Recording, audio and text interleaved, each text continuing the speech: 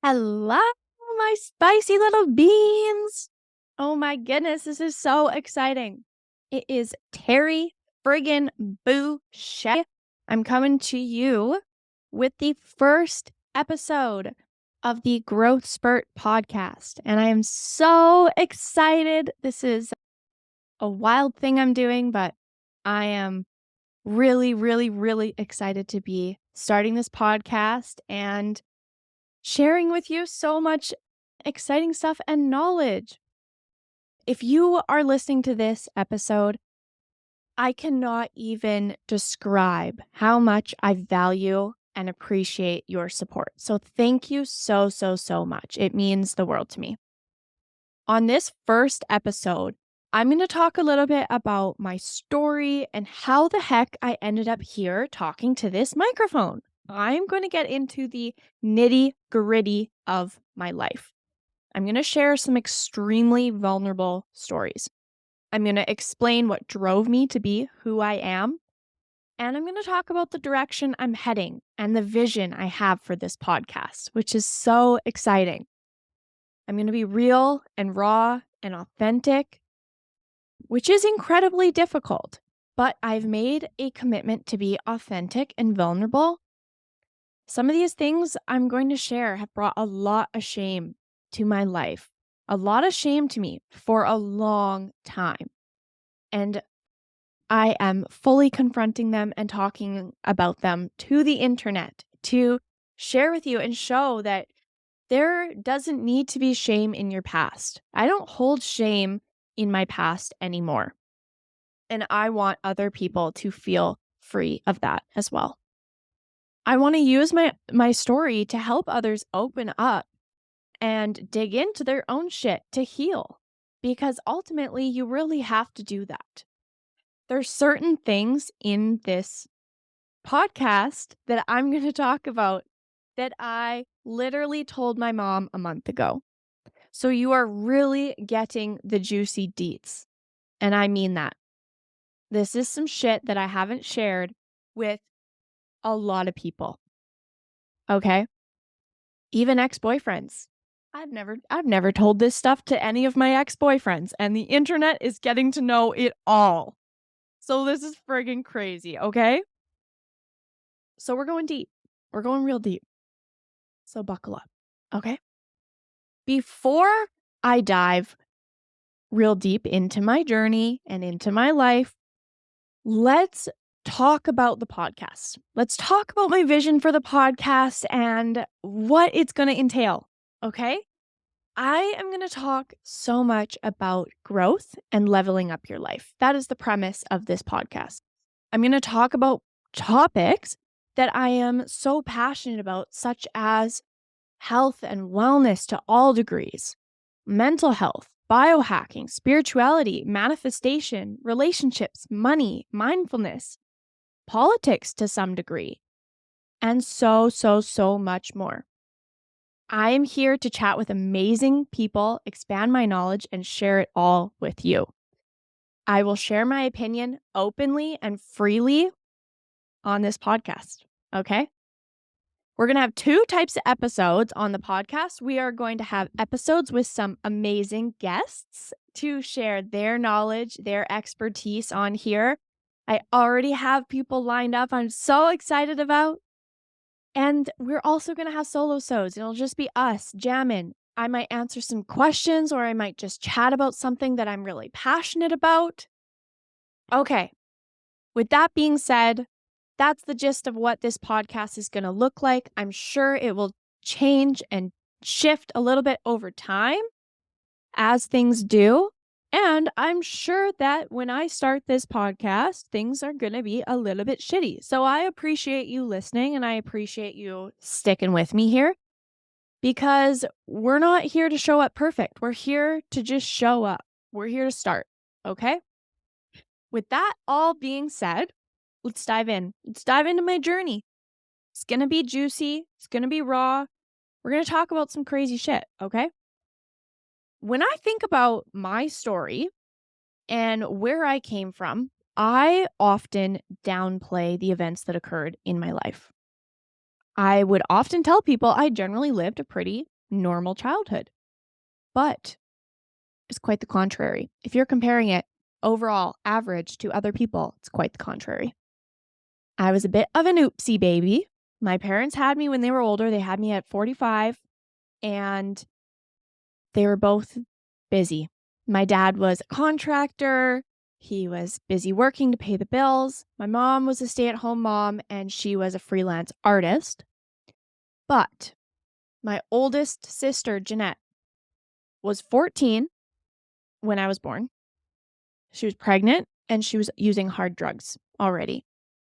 So my parents' attention was very, very much devoted to my older sister and trying to get her to turn her life around. I was born into a world where the majority of my parents' attention went towards my oldest sister. My mom was so beyond burnt out and had nothing to give. My dad was checked out, and he was barely home. He did his best to not come home. And my oldest sister, Jeanette, was extremely abusive with my other sisters and with my mom and with her own kids. So as you can imagine, I grew to form some resentment towards my oldest sister and towards my family for not tending to me the way I needed as a child. I quickly developed a lot of shame around my family life, and I found myself often not talking about it. And when people asked me about my siblings, I would tell them I had 2 sisters, not 3, because I didn't want to get into the conversation about Jeanette. I held so much shame in the way she was living her life. And I felt like people were going to judge my parents because, a lot of people who go down the road of addiction and go down that life, it stems from trauma, and it stems from living in a environment that really cultivates that. And my parents were so loving. My parents are amazing. So I didn't want people to think ill of my parents. Okay. Other than Jeanette taking up a ton of room in my parents' world, I dealt with pretty average circumstances. I would say a lot of kids deal with these similar things. I was diagnosed with pretty severe ADHD when I was very young. I learned how to cope with that. My mom, bless her heart, is so amazing. She didn't want that diagnosis to hold me back. She did her best to shield me from taking on that diagnosis. Unfortunately, the school system really is not great with this kind of thing. But anyways, I might talk about that experience in another podcast episode.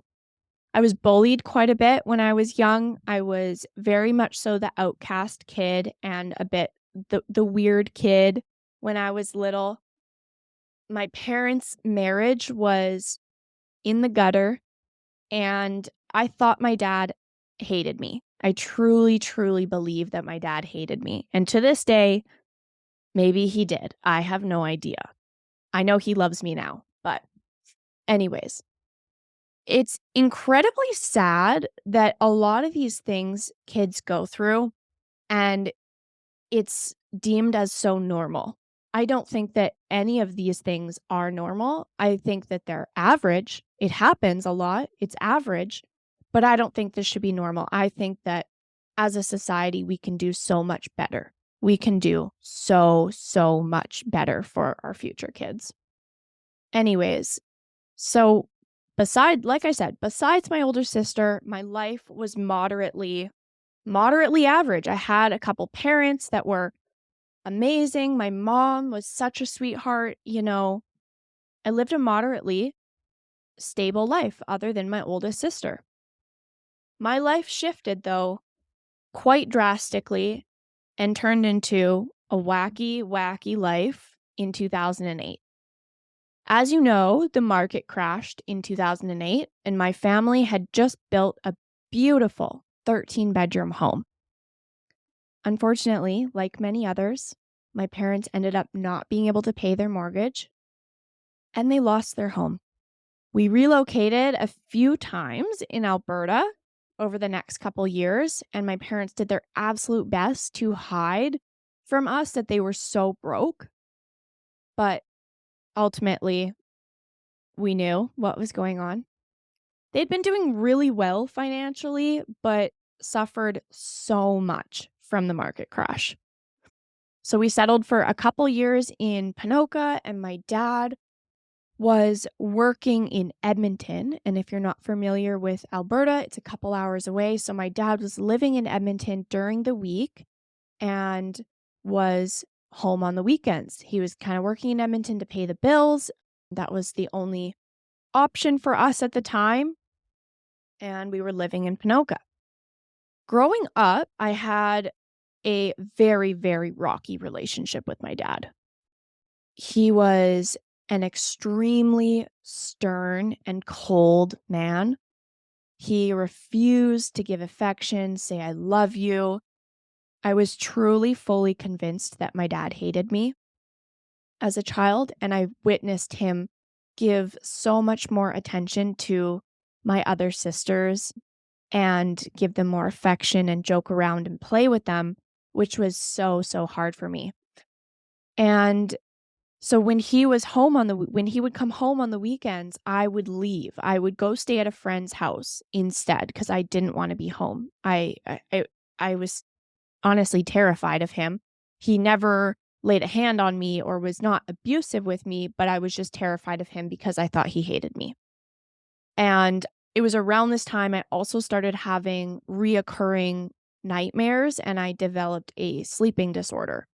So I had these nightmares every single night, and they were of my dad blowing up our home.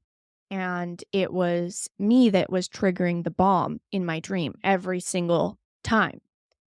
So my dad would get really upset with me for not being able to sleep. My mom was so compassionate and stayed up with me all night, every night. And she did her best to find solutions for me to be able to sleep. I was 12 and could not sleep through the night, could not sleep in my own bed. I was terrified. I was absolutely terrified to go to sleep because of this nightmare of my dad blowing up our house.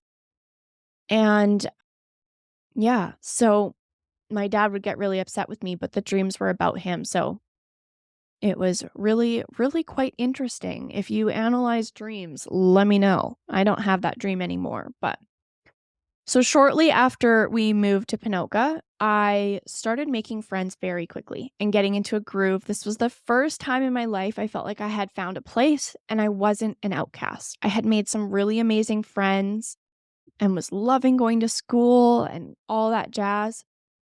And then my parents announced we were moving to BC. They came up with a business opportunity, or they were introduced within a business opportunity in BC for both of them. Long story short, that business opportunity did not work out. Our family ended up living with my dad's friend for a few months. This lady's name was Crystal, and she truly believed she was God. I can't make this shit up. I can't make this shit up. She consistently had homeless people coming and going from her house to stay there. She had a ton of cots set up in her creepy-ass basement where homeless people slept every day. I shared a bedroom with my sister Jeanette at the time. Jeanette was living with us at the time because she was trying to get clean and she didn't have custody of her 2 kids. So our bedroom was right beside all these cots, basically. And this was the first time in my life where I really felt very close to my sister. And while this time in my life was probably one of the most traumatizing times of my life, I cherish it. I honestly cherish it because that was the closest I was to my sister. And I feel like she was my guardian angel during that time. I still was having reoccurring nightmares. They shifted from my dad blowing up the house to this house setting on fire, which is crazy because 6 months after we moved out of that house did burn down to the ground. So I don't know if I'm a psychic or what. So yeah, we lived with this crazy lady, Crystal, and we shared a bedroom, and my sister felt like my guardian angel, even though she had been super destructive my whole life, which was a really interesting dynamic. Wasn't long after we moved into there that my other sister, Tiffany, couldn't afford to go to school in Vancouver anymore, so she moved in with us as well, and she was also sharing the bedroom with us. So if you can imagine 3 twin-size beds on the floor of this room and then one dresser right along the side. So the whole bedroom floor is just mattress. There's no walking room. If we wanna go anywhere, we gotta walk across each other's beds. We're packed in there like sardines, and then there's, like, homeless people on cots outside of our bedroom in this creepy frickin' basement, okay? And at the time, it felt like it was normal, but looking back, those are some pretty crazy living conditions, and I'm not here to say, like, that was the worst ever because there are people literally living on the street, and there are people in much worse conditions, but it was definitely not average. It was definitely a weird situation going from my family being my family living in a 13-bedroom house that was a mansion few years prior to being homeless, living in this crazy lady's house. So quite a shock to the system. So over this time in BC, I began to become completely depressed. For the first time in my life, I started to associate myself with troubled kids in school. I didn't even really remember I don't really remember the 6 months that I lived in BC. It's pretty much a complete blackout for me. I have little tidbits of memory, but it's a pretty much a complete blackout of depression for me. We moved out of Crystal's house after a couple months into a low-income townhouse, which was a big upgrade. We were still eating from food stamps and getting our clothes from the same place, but we had our own place. So that was very, very exciting. At this point, my sister Jeanette is back on drugs, but at least we had bunk beds. So there was a little bit of a separation in our bedroom. So we had a little bit more space. My depression continued to grow quite rapidly, I would say. I started to self-harm. I became fully disassociated with myself. I was actively moving down a very destructive path. My sister, Tiffany, started getting very concerned because I would lay in my bed like a blank slate all the time. She would talk to me and there would be nothing behind my eyes, nothing there. I wouldn't respond. It would be nothing. My body had fully shut off from the shock of my life. I remember walking around Penticton with a friend, and we came up on this creek that had a big cliff.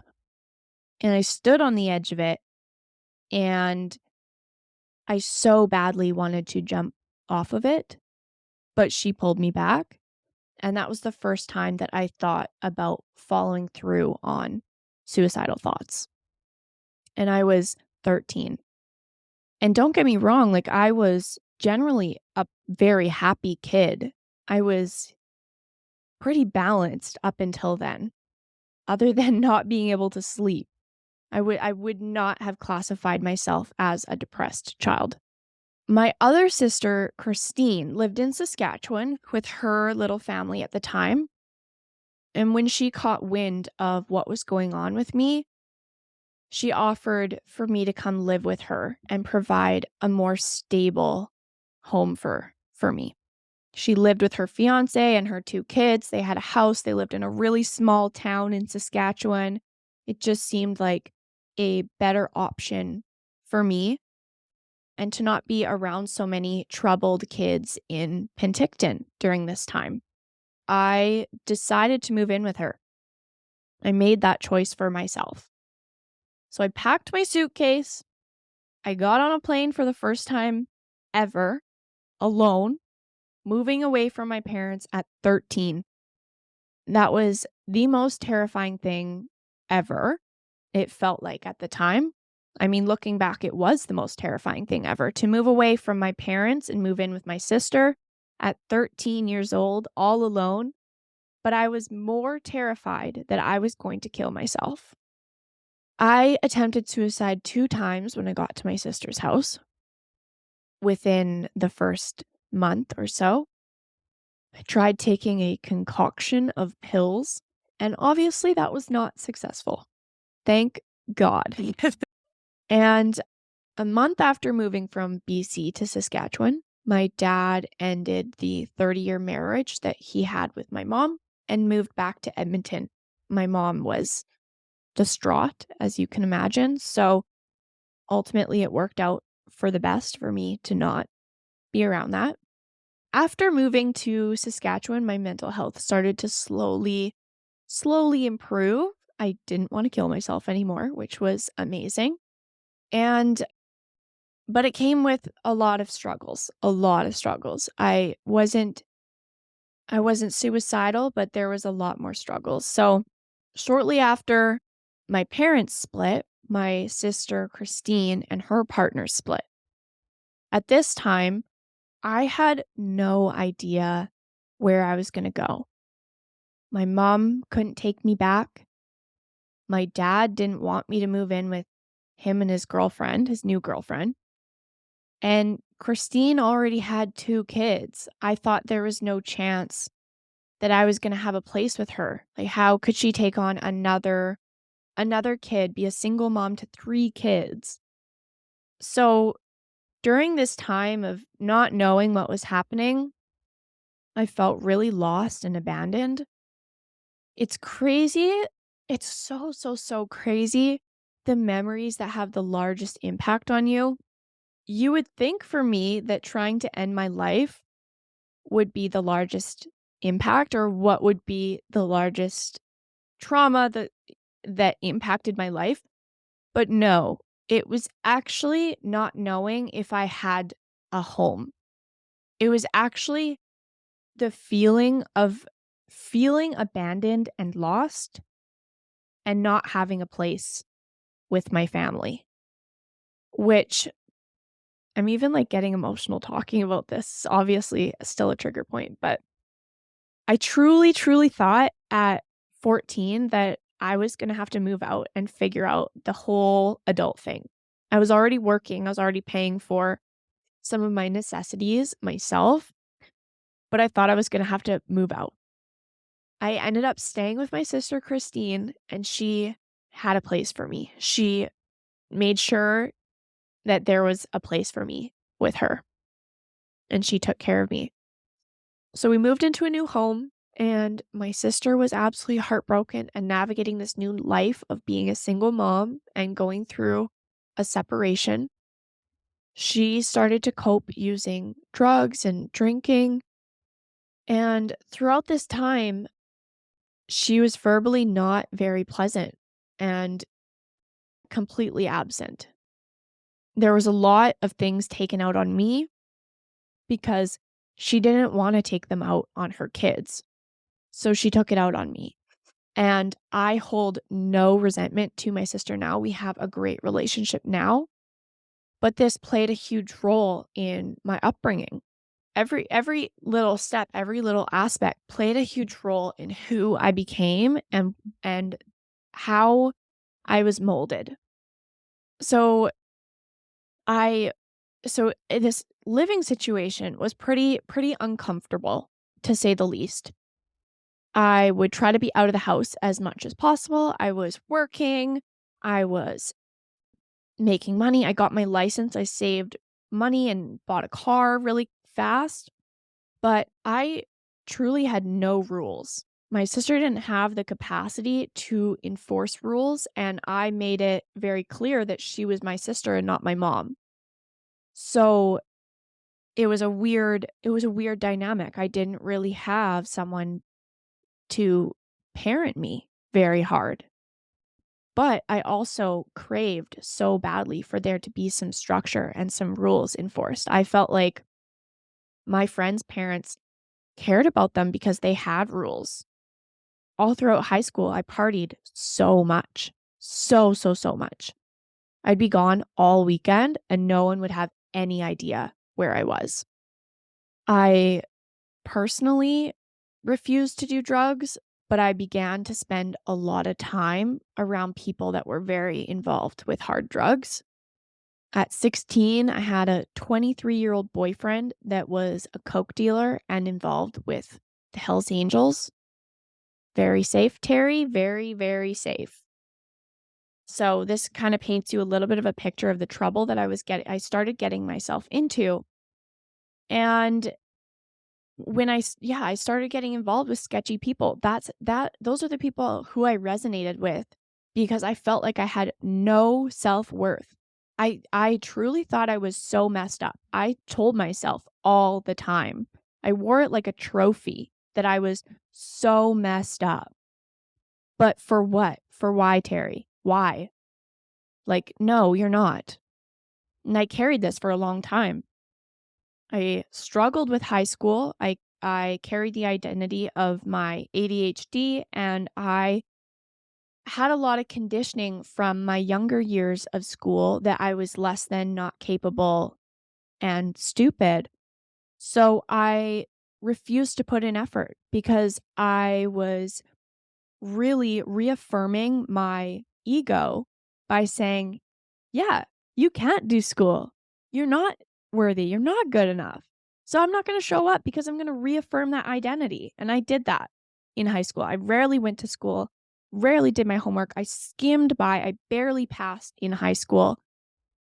And then after high school, I moved out of my sister's house as soon as I could. Our relationship really kind of hit the fan while I lived with her for the 4 years or so that I lived with her. I moved out and navigated living on my own when I was 18. After high school, I continued partying very hard and associating with not the best people. But things started to shift a little bit.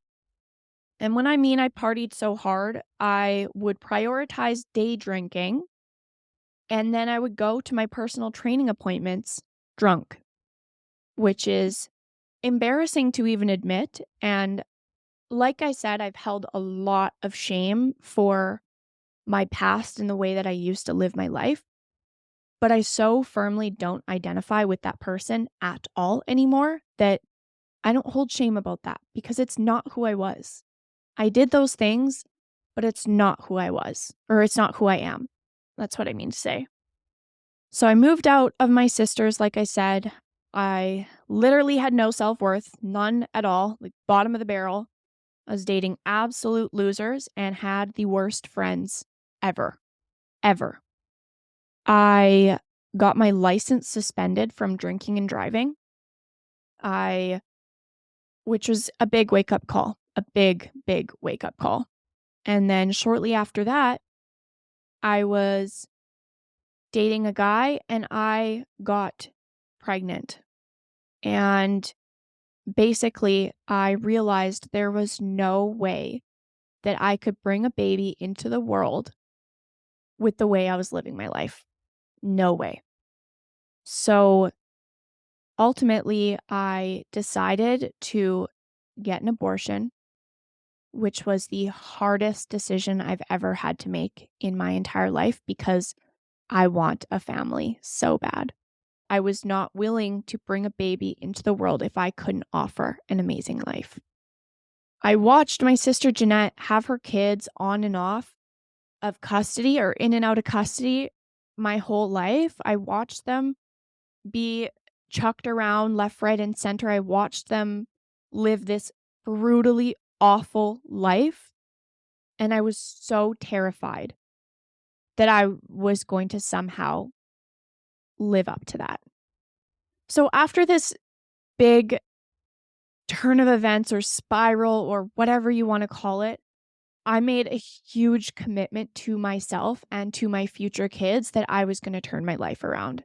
I knew that this was happening to me for a reason. I knew that this shit was happening for a reason. And I said, I'm committed to turning my life around so that I can have kids, so that I can justify bringing a baby into the world. Because if I continue on this path, my life is not going to look pretty. It's not going to be nice. So I slowly started to separate myself from toxic people in my life. I stopped letting the conditioning and trauma that had defined me for so long, I stopped letting it define me. I knew that all the rough shit that was happening was a wake-up call. I knew. I knew it was happening for a reason. It's so hard to go through those things, these pivotal times in your life, but I knew that was a wake-up call. So like I said, I started separating myself from these toxic people in my life. I moved away from these roommates I had. I joined a CrossFit gym and started gaining a lot of friends that were supportive. They cheered me on. It was just a really, really amazing community. And then in turn, slowly, I started doing Olympic weightlifting and started competing and had the most amazing coach. And, I gained some of my closest friends, still my closest friends from that. So I slowly started merging my life in the right direction, just baby steps, taking the right steps in the right direction. The other thing that happened around this time when I was around 19 or so was I had been introduced to a network marketing company. And while I didn't really actively pursue the business side of it, I did dive deep into the personal growth because I knew I needed it. It created a safe space for me to grow and be around a bunch of supportive women, and that's exactly what I needed. Honestly, it was exactly what I needed. At this time, like 5 years ago or whatever that is, 6 years ago, personal growth and development wasn't really talked about. It was kind of almost a little bit still taboo. Like, kinda some people talked about it, but it was a little taboo. And if I hadn't been introduced to personal growth this way, I don't know, honestly, where my life would be or how long it would have taken me to get where I am, because I started becoming addicted to growth and development so young. Like, at 19, I was reading all the time, listening to podcasts, doing all these things and applying it to my life to grow and become a better person because of what had happened. And I realized very quickly that I was so capable of changing my life and creating the most amazing life for myself. So those were definitely some pivotal points for me after this spiral of events. And then about a year later, my dad moves back to Saskatchewan from Edmonton, and I decided to move in with him. At this point, I am 20. And I also failed to mention that 5 years prior, when I was 15, my dad had a massive stroke. And this massive stroke changed my dad, changed him from being super cold and hard shell of a person to very, very affectionate, very sweet, very kind, loving, just a all around softie. And we were truly best friends. So I'm grateful for that. I'm super grateful for that. It gave me a relationship with my dad that I never had growing up. I didn't have a relationship with him till I was about 16. So fast forward to moving in with him. He was so happy to build things for me. This was honestly such a golden time in my life. I had the dad that I never had. I truly had the dad I never had. He did so much for me. He hung up all my paintings. It was the most amazing feeling because I lived with my older sister from 14 to 18, and she's a single mom. She was trying to do it all. She didn't know how to do all these things. There was no man in her life to come in and help us. We had to figure it out. And then I move out at 18. It's the same story. I'm figuring things out on my own, trying to be resourceful. But then to move in with my dad and feel like I have that protection, feel like I have him taking care of me. He helps me with all these things. It's no issue for him to build things for me and fix things and these things I've dealt with for so long? So that was so, so, so amazing. And then COVID hit in 2020. And a month after COVID hit in April, my dad starts having strokes again. He has 3 strokes back to back. And his personality shifted again very drastically, but it shifted back to being pretty cold, pretty not, he shifted a lot. He became someone that he wasn't, and, he no longer liked to do the things he once loved. I had quickly gone from living with a dad that was taking care of me to me being the caregiver, which anyone who has shifted that role knows how hard it is to shift into that role. It was incredibly difficult, and I felt so alone during this time. Not only was I physically isolated because of COVID, but I was mentally isolated because I was 21 and caring for my dad while also grieving who my dad was and grieving the fact that I don't have the same dad anymore. And I felt like I didn't have anyone to turn to. I felt like I didn't have any friends that could talk to me about this or could relate or anything. Most of my friends, their parents were in their 40s and they were still fully reliant on their parents. So it was hard. It was really, really hard to go through that. But this period of time and yeah, during this period of time I had insane anxiety, more anxiety than I've ever had in my entire life, probably combined, honestly. I was having panic attacks all day, every day, and I was just not coping. I was trying to run away from my stress. I was just trying so hard to manage and I didn't know how to. So this period in my life really, really taught me how to cope with my anxiety. I learned how to regulate my nervous system and I taught myself how to manage my stress so it doesn't take me out. And I grew so much. I grew an insane amount from this period of my life. I decided to take control of my life and do what I want with it. I felt like I was living for others for a long time. It was around that time that I decided I was going to go and upgrade some classes so I could go to university. I knew I was going to have to rewrite the conditioning I told myself my entire life around being stupid and not capable and all that jazz. So I worked my butt off. I worked my butt off. I put in the effort, I put in the time, and I got a 96 overall average in the 8 classes that I upgraded, including calculus. And I got into a very competitive university after I never thought that was possible. I truly never thought it was possible. I never thought I would go to university. I completed, or I am completing, I guess, my first year of university. And while it was tough at times, it was so doable for me. It was so doable. I put in the work, I got the good grades, and I made it happen. And I proved to myself that I was actually incredibly smart. And now this conditioning is not a part of who I am. I know how capable I am of learning new things, of being critical of, all of these things that I didn't think I was capable of. I didn't think I was capable of any academic success. But I am. I'm so capable. I just hadn't seen the proof. So I made the proof and made it happen. I'm a huge advocate of acting on your conditioning. I know now that I'm so capable of anything I put my mind to. If I don't truly believe I'm capable of something, then I'll put in the work and prove to myself that I'm capable. So fast forward.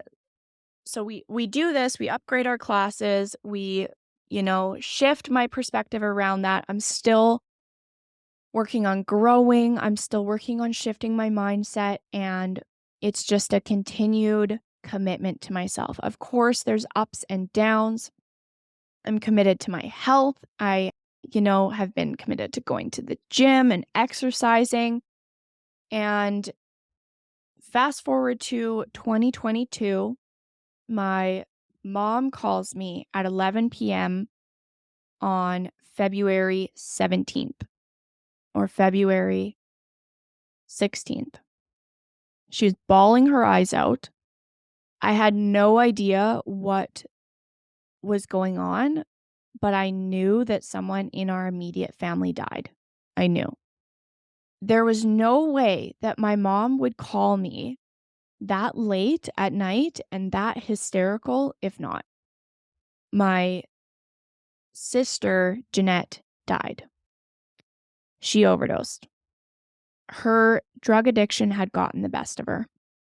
I drove out to be with my mom a few days later, and watching my mom be so heartbroken over losing her daughter was so hard to witness. So, so hard.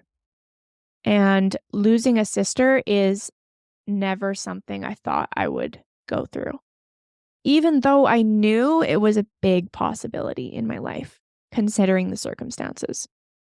I had shut out Jeanette for so long, and I held a lot of guilt for that. And I shut myself out from the world for a while and didn't tell anyone that my sister had passed for weeks.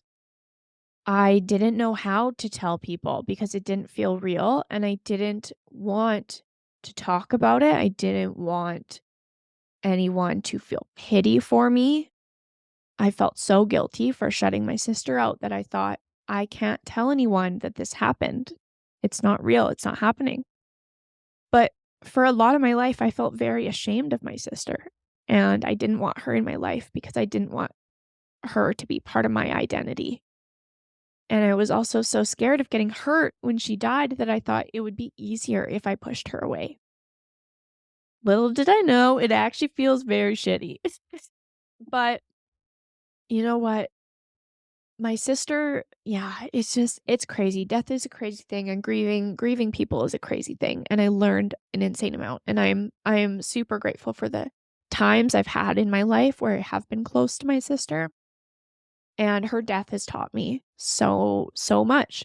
I know I keep saying that about these big events in my life, but everything that's happened has brought a new version of Terry to light. I haven't fallen down to these circumstances. I've grown, I've risen up. And I think that's really big, and I wish more people could do that.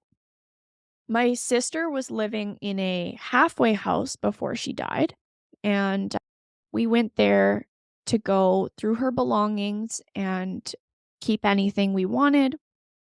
We met with some of the addiction counselors that lived or worked there, and they spoke so highly of her, and that was just amazing to speak to them and talk to them about how highly they spoke of my sister. And they also shed a ton of light on how the rehabilitation system and pharmaceutical companies are so corrupt when it comes to addiction, and it really favors addicts not getting clean. Losing my sister opened up my eyes to the reality of addiction. It drove me and set a fire in me to want to speak out about that. I was really ignorant to it in the past. My mentality about the whole situation, even though I had a sister that was an addict, my mentality around the situation was, well, if you wanted to get clean, you would. You know, kind of fuck you for not getting clean. Fuck you for messing up our family, you know.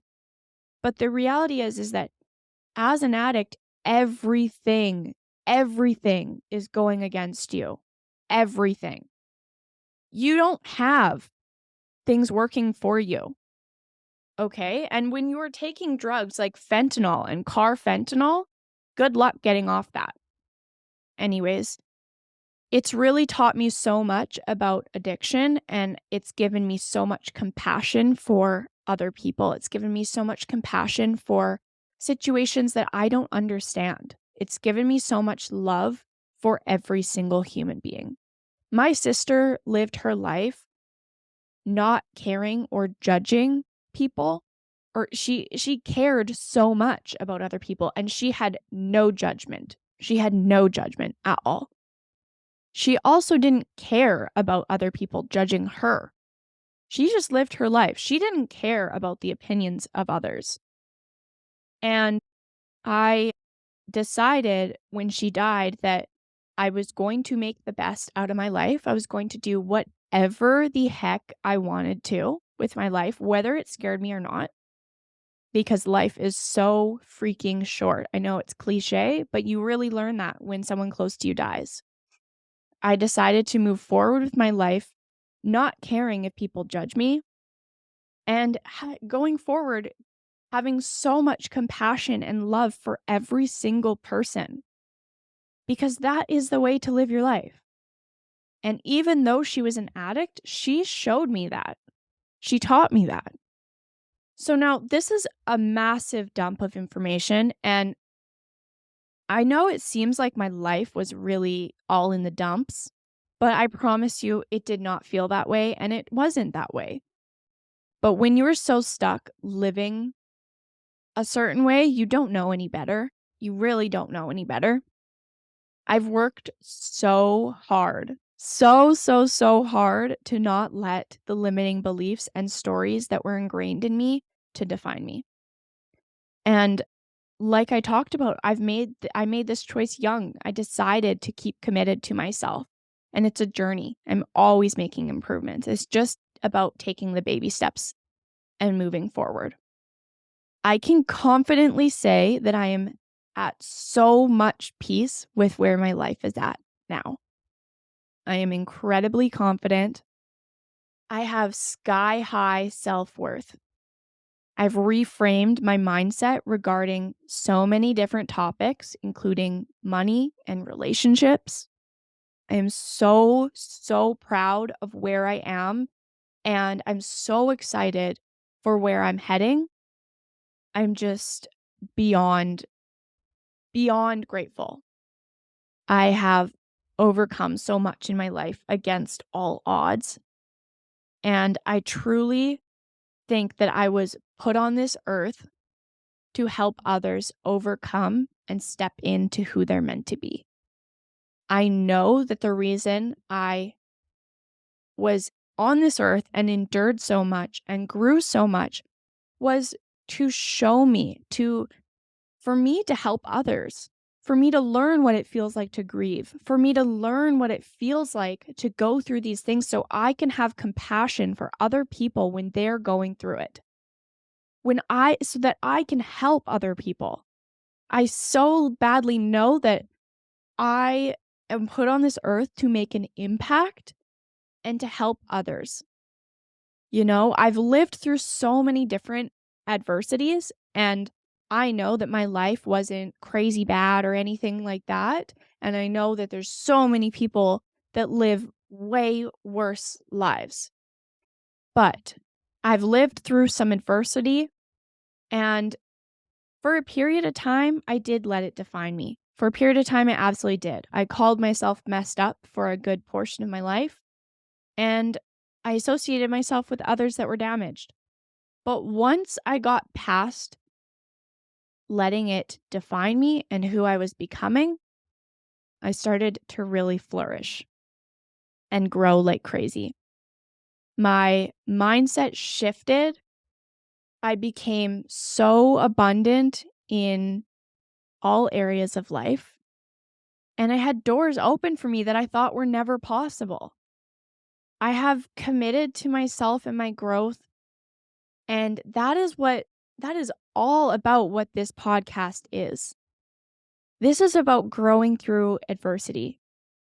This is about not letting your self-limiting beliefs and stories define who you are, because your past does not define you. It might shape you to be who you are, but you do not have to let it define who you are going forward.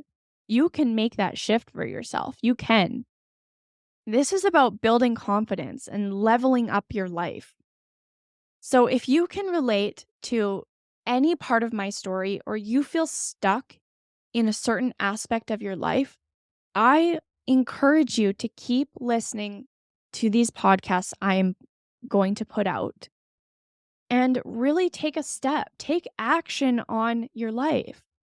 Take action on improving your life, baby steps, because you can. You're more than capable. You're more than worthy of living the exact life you want to. I am so excited to bring so much value and experience to this podcast. So I just want to say thank you so, so, so much again for listening to this, listening to it the whole way through. You made it. And I appreciate you more than words can describe.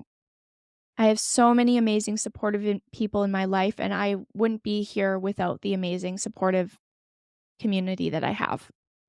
So thank you. So, so, so, so, so much. And I appreciate you listening to my story without judgment. And I appreciate you taking it all in.